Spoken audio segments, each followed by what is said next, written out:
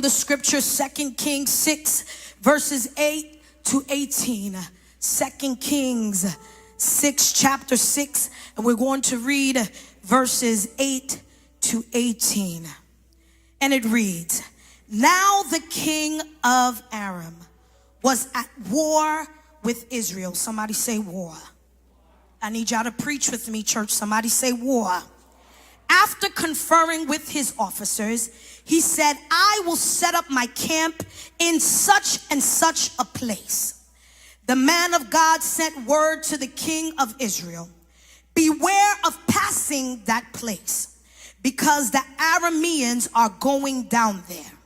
So the king of Israel checked on the place indicated by the man of God.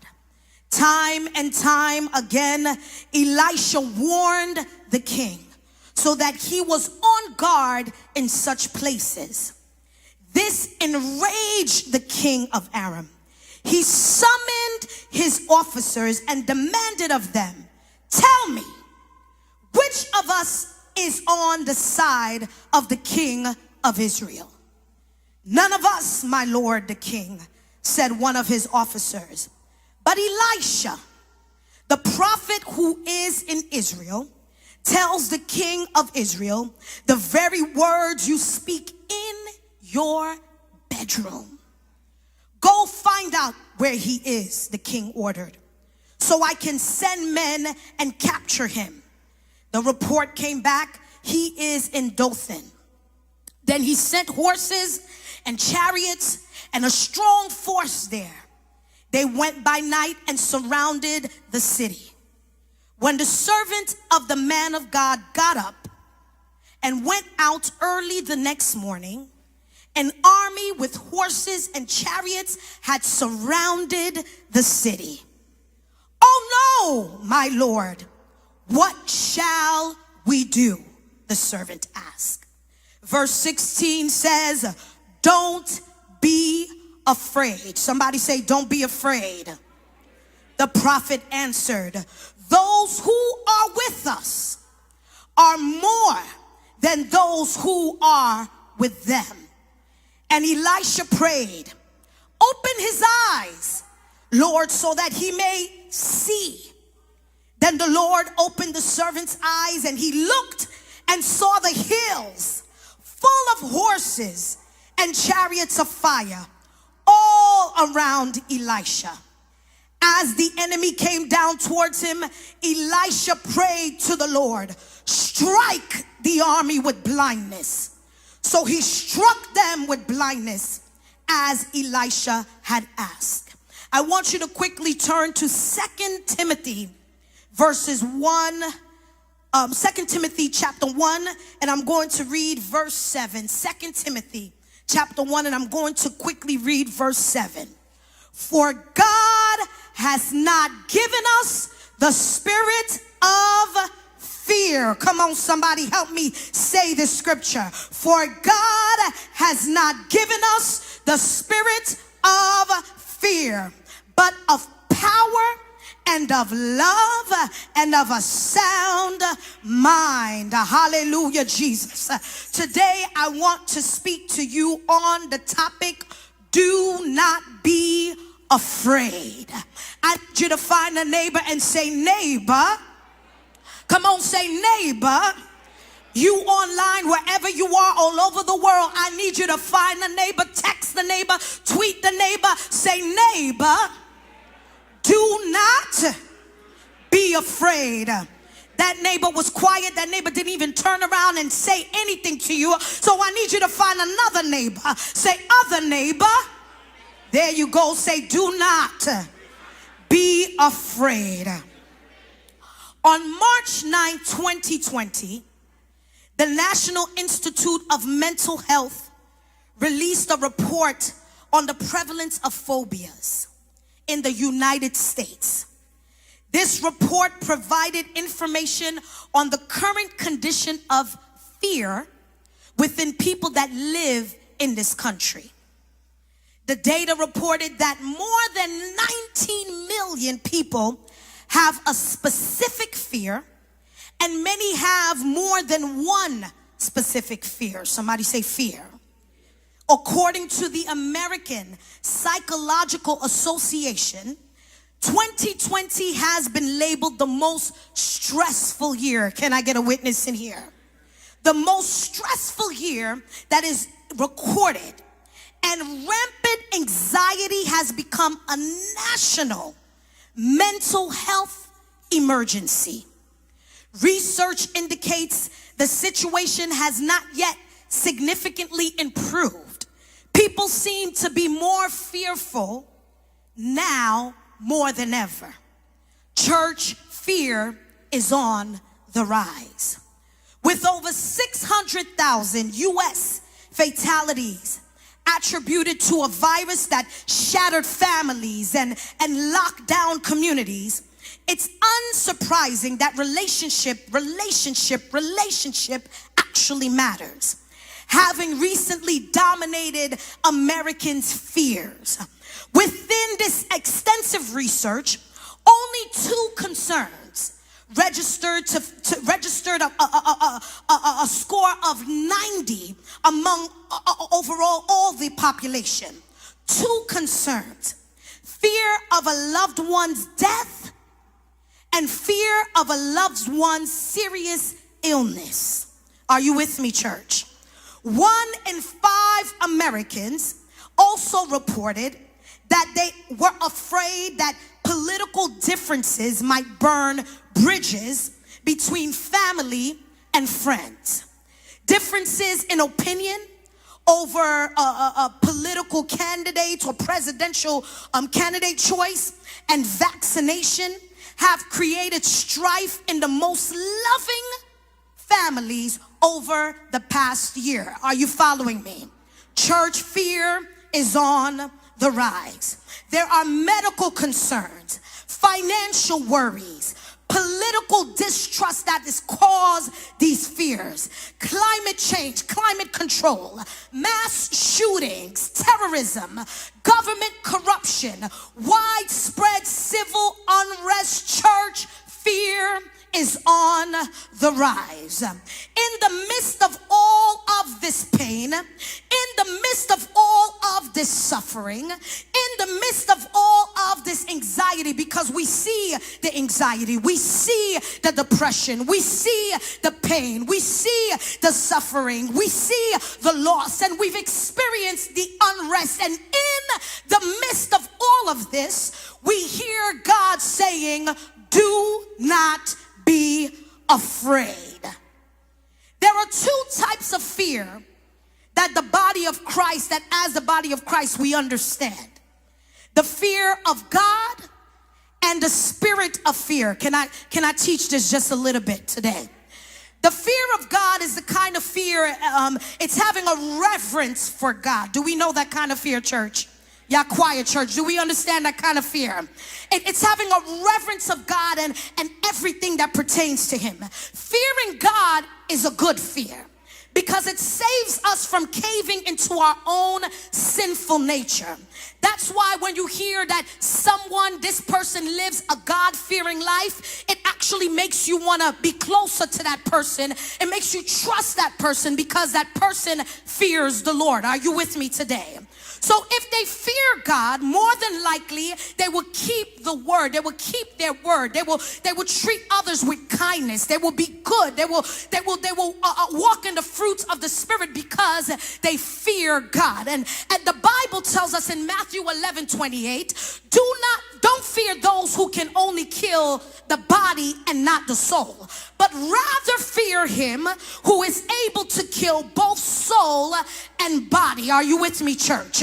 Luke 1:50 says, his mercy is upon them that fear him from generation to generation. Now, church, can I talk about this just for a second?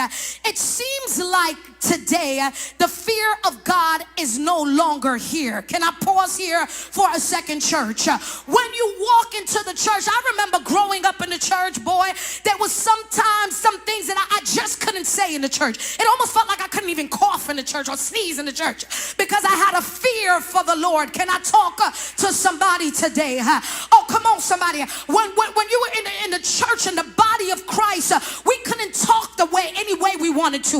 We couldn't walk just any way we wanted to because we had a fear for God. We couldn't live our lives just any way we wanted to. If we said anything wrong to an elder or somebody who was an elderly, we knew that if we said it, God heard us, we would be struck right away. So we had a reverence and a fear. Oh, come on, church. Anybody from the old time church? Oh, come on. I know I'm not that old. Anybody from you had a fear for God. You didn't walk into the house of God with an attitude, but you walked into the house of God with a reverence because you had a fear for the Lord. Oh, but today, church, things have changed. Things have changed. The minute you talk to somebody about their sinful life, the minute you tell somebody you should not be living this way, they say, don't judge me, or don't talk to me, or don't say anything to me. The devil is a liar. If it's against the word of God, we should be able to tell you that you've got to live holy and righteous. We've got to fear the Lord. Somebody shout hallelujah.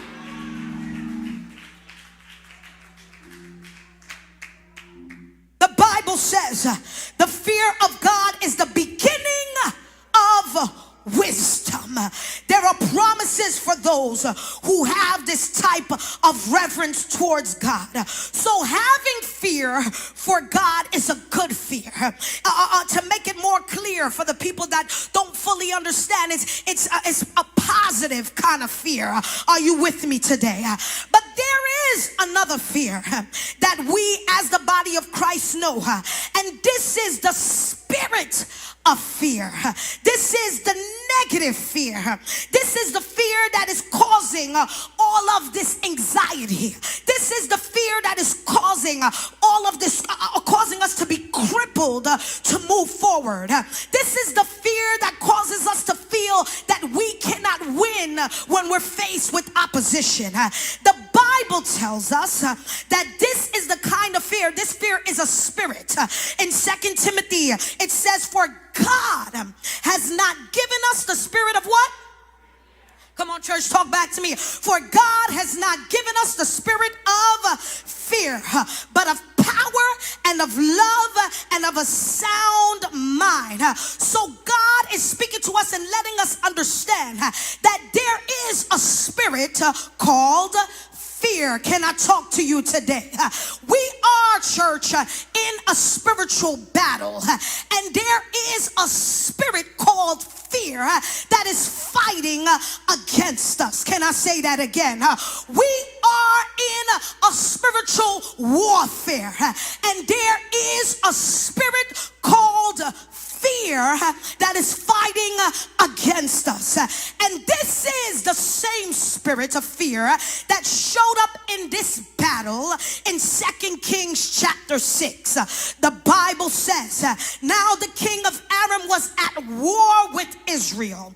After conferring with his officers, he said, I'm going to set up my camp in such and such place. Then he sent the man of God, then the man of God sent word to the king of Israel. He said, but beware of passing in this place. So the king of Israel checked on the place that was indicated by the man of God. Time and time again, Elisha warned the king so that he was on guard. But guess what? The king of Aram became angry.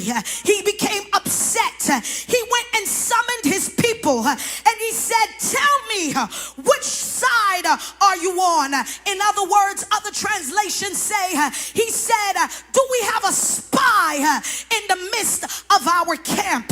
Is someone going back and letting Israel know what is going on? You see, there is something that is happening right here in the scripture. The king is angry. The king is furious. The king is upset because he does not understand. Every time he comes and try to attack, there's always a counterattack. Every time he tries to come and defeat them, there's always seem like they know what's happening ahead of time. You see, church, when you are a child of God and you stay on your knees and you're always in communication communication with God, and you're always praying, when the enemy tries to come and attack you, it cannot work. It will not work. It must not work. God will let you know. Watch where you're going. Don't go to the left. Don't turn to the right, because there's something dangerous over there. Oh, can I get a church that's been in a situation where the enemy tried to come against you and it did not work? It did not work. It did not work.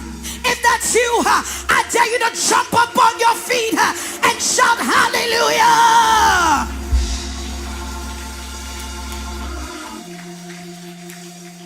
Every time he tried to destroy you, guess what? It didn't work. Every time he tried to put you down, guess what? It didn't work.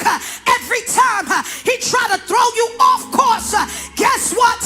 It didn't work, because I have a God that stands with me. Somebody praise him, praise him, praise him, because it did not work.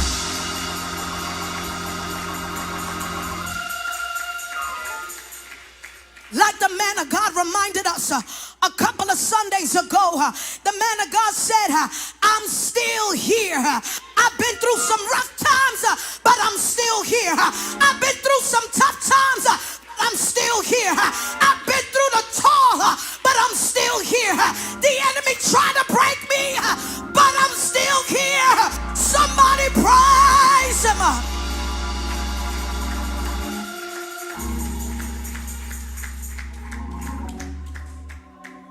So, Sister Sanika, what the king did, he mobilized a great army with many chariots, because every time he tried to do something, it couldn't work. So he mobilized a great army with many chariots and horses to surround the city one night. He wasn't prepared to take any risk for the profit of escaping. Can I talk to you about that right now, church? You see, when the enemy came after you the first time, he came with these little imps, and he came with these little demons. But this time, he said, okay, every time I come after you, it doesn't seem like it's working. So what I'm going to do, I'm going to mobilize a great army. I'm going to come with bigger demons. I'm going to come with bigger devils. Can we talk about this in the church today? Can we talk about spiritual warfare? Because we're in a battle. We are in a battle. So he mobilizes a greater army. He tried to come with a greater demon, a greater principalities and rulers of darkness. And just like the king did it, the enemy is mobilizing a great army.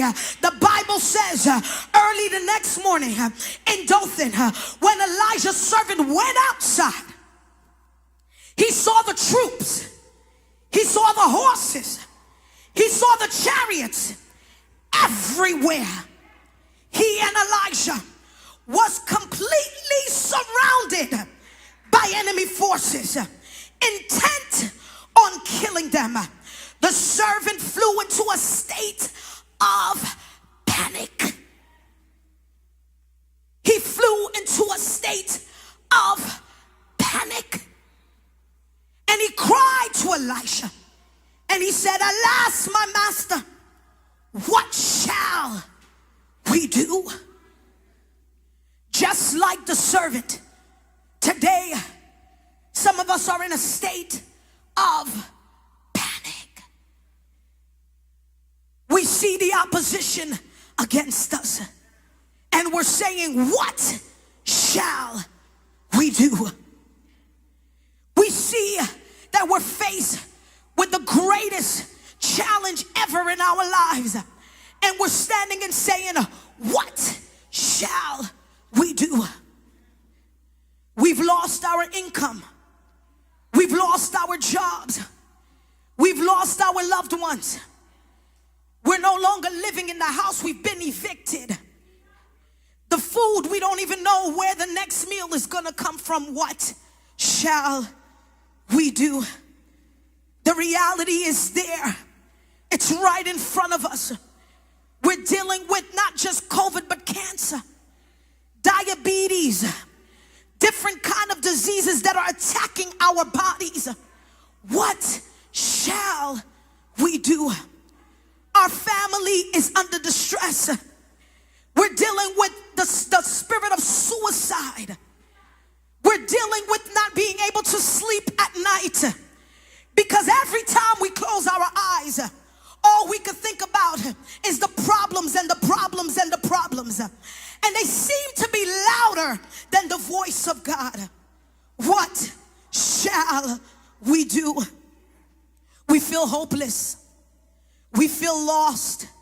We feel like there is no way out.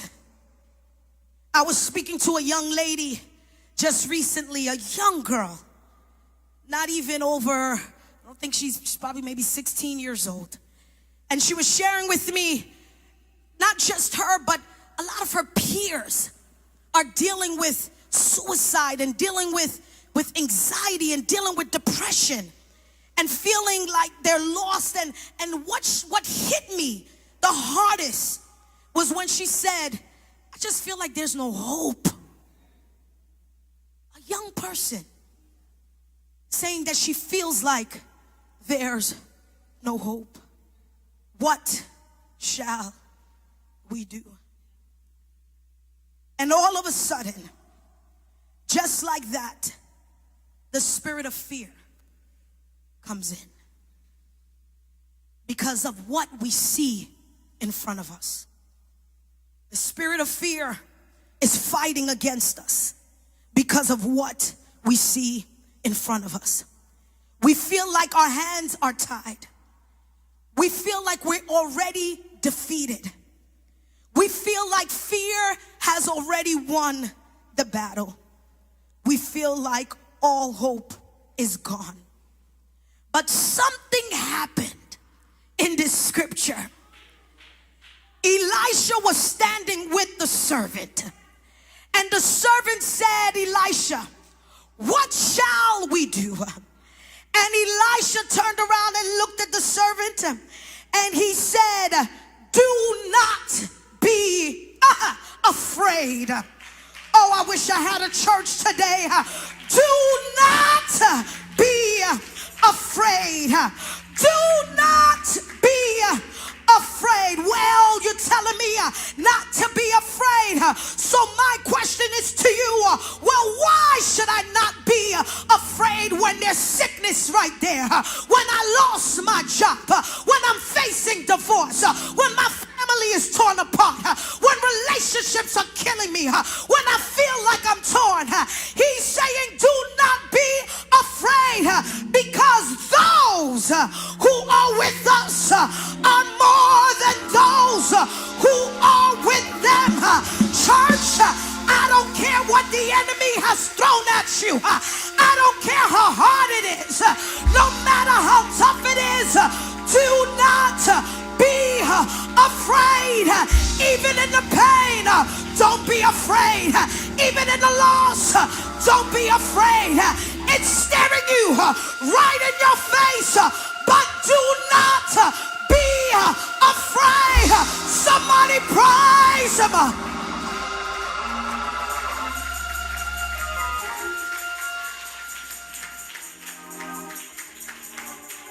Don't be afraid, because those that are with you is greater than those that are with them.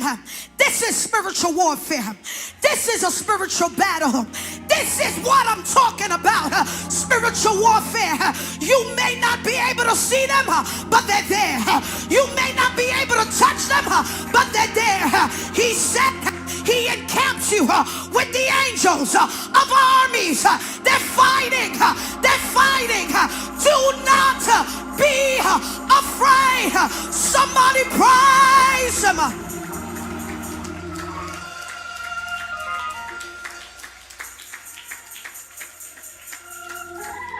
Don't be afraid. Don't let fear cripple you. Don't be afraid. You want to open up that business in the midst of a pandemic? Go right ahead, honey. Do what God is asking you to do. Don't be afraid. You want to do something. You want to move forward. You want to go up with the gospel. Don't be afraid.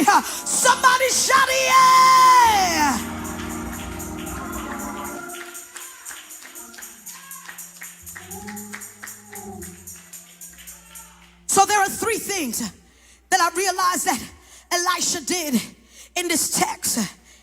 The first thing that Elisha did is that he declared a word with faith. He said, do not be afraid. Those who are with us are more than those who are with them. He declared a word with faith.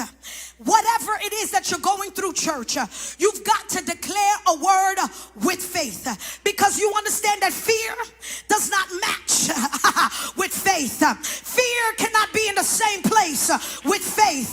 It's like oil and water. Church, are you with me? So whenever you declare a word with faith, something has had to shift in the atmosphere.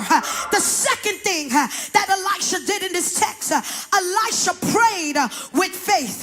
He said, open his eyes, Lord, so that he may see.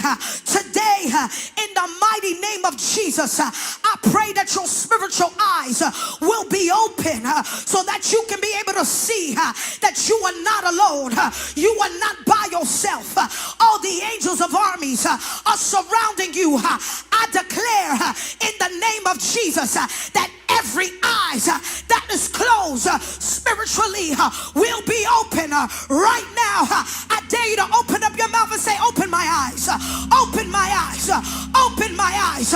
Come on, speak it. Say, God, open my eyes. Say, open my eyes. And the third thing that Elisha did, Elisha attacked with faith. He was specific. He said, Lord, strike them with blindness today. In the mighty name of Jesus, I pray that every enemy, every demon, every principality that is trying to attack your family, that is trying to attack your children, that is trying to attack your finances, that is trying to attack the church, will be struck with blindness right now. We send confusion in the camp of the devil. We send confusion. Where are the intercessors? Where are the intercessors? Where are the warriors? Where are the warriors? We send confusion in the camp of the enemy in the mighty name of Jesus. We are at war, church. We are at war, and the spirit of fear is trying to take us over. But in the name of Jesus, we declare faith, we pray faith, and we attack with faith. We are not afraid anymore. We are not afraid anymore. We are not afraid anymore. We stand strong. We stand firm. We stand with faith. Where is the church? Where is the church? Where is the church? We shall not fear. We shall not fear. We will not be afraid. Somebody praise him.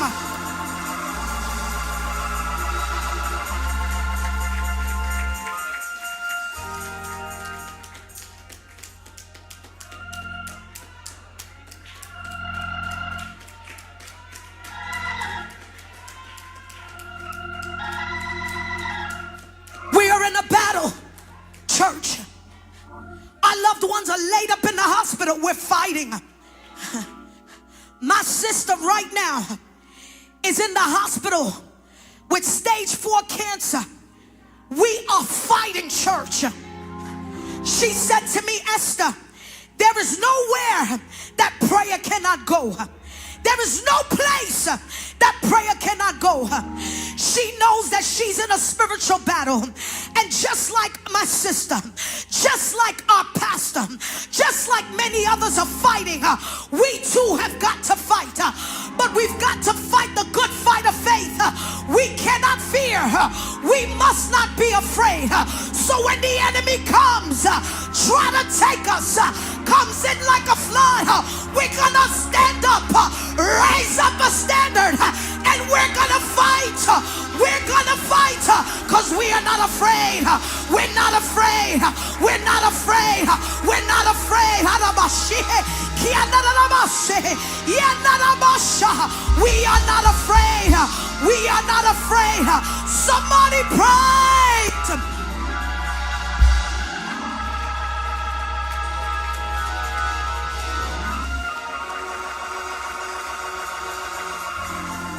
The Lord is my light and my salvation. Whom shall I fear? The Lord is the strength of my life. Of whom shall I be afraid? When the wicked came against me to eat up my flesh, my enemies and foes, they stumbled and fell. They stumble and fail. I need the warriors. I need the warriors. I need the warriors. Though an army may encamp against me, my heart shall not fear. The war may rise against me. In this I will be confident. One thing have I desired of the Lord, that I will seek, that I may dwell in the house of the Lord all the days of my life, to behold the beauty and to inquire in his temple. For in the time of trouble, he shall hide me. God is hiding you. God is hiding you. God is covering you. God is keeping you. The enemy thought that he could break you, but he's hiding you. He's covering you. You got a shelter over you. In the name of Jesus, he shall hide me in his pavilion, in the secret place of his tabernacle. He shall hide me. He shall hide me. He shall set me high upon a rock. And now my head shall be lifted up above my enemies all around me. God is lifting up your head. God is lifting up your head. God is lifting up your head. God is doing it. Oh God. Therefore I will offer sacrifices of joy in his tabernacle. I will sing, yes, I will sing praises to the Lord. Somebody begin to praise him. Begin to praise him. Offer up the praise. Offer up the praise. Offer up the praise. Send confusion. Send confusion in the camp of the enemy. Offer up a praise. Offer up a praise. Send confusion. Oh, warriors, fighters, this is a battle. This is a battle. Send up a praise. I am a offer up a praise. Offer up a praise. Offer up a praise. Hear, oh Lord, when I cry with my voice, have mercy also upon me and answer me. When you say, seek my face, my heart said to you, Lord, I will seek. Do not hide your face from me. Do not turn your servant away in anger. You have been my helper. You have been my helper. You have been my helper. You are Bishop's helper. You are Church of God's helper.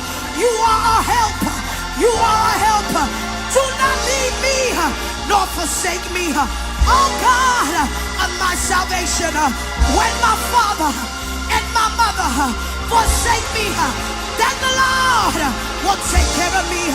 Teach me your way, oh Lord, and lead me in a smooth path, because of my enemy. Do not deliver me to the will of my adversaries, for false witnesses have risen against me, and such as breathe out violence. I would have lost heart unless I had believed that I would see the goodness of the Lord in the land of the living. Wait on the Lord. Wait on the Lord. Wait on the Lord. Wait on the Lord. Wait on the Lord. Wait on the Lord. Wait on the Lord and be of good courage, and He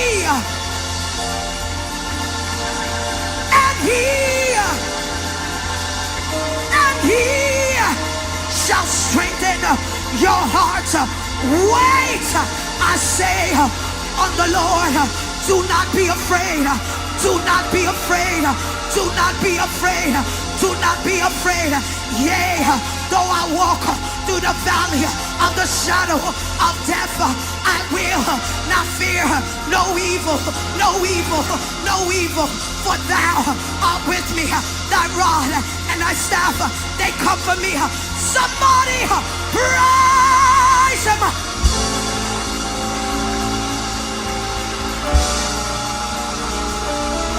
We're in a battle. We're in a battle. It's warfare. Fear, you lost your hold on me. Fear, you lost your grip on me. Fear, you should have lost. You should have killed me a long time ago. But you lost. I win. We win. We win. Do not be afraid.